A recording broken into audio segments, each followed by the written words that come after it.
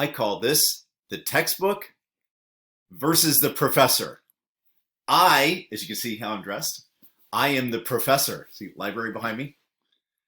Well, the textbook and the professor sometimes in classes can, let's say, contradict each other.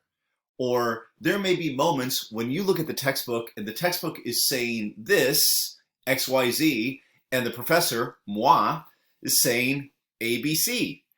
It's okay. At the end of the day, what's going to happen is this. Your job is to gain a full, broad perspective on this particular subject, physical geography, and the environment, about what this planet is, the Earth system, the atmosphere, the biosphere, the lithosphere, and the hydrosphere. What are these things? How do they interact with each other? Well, the textbook and I are going to operate something like this. It'd be like my two hands, right?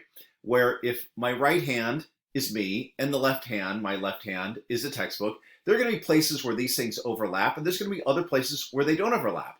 I may very well be over here speaking about one thing, and the textbook is talking about something else. Even some of the terminology may not be exactly the same, but I trust that you're smart enough to be able to sort this out.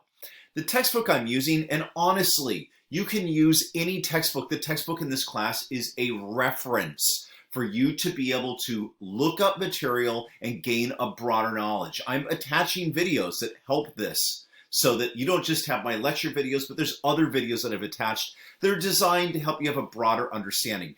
But what can happen is you may very well say, well, the textbook's saying this and he's saying this, and what's right? What's right basically is what I'm saying, because that's what you are going to be tested on. But the textbook will supplement you, and that will work out fine. Believe me, it will all be okay.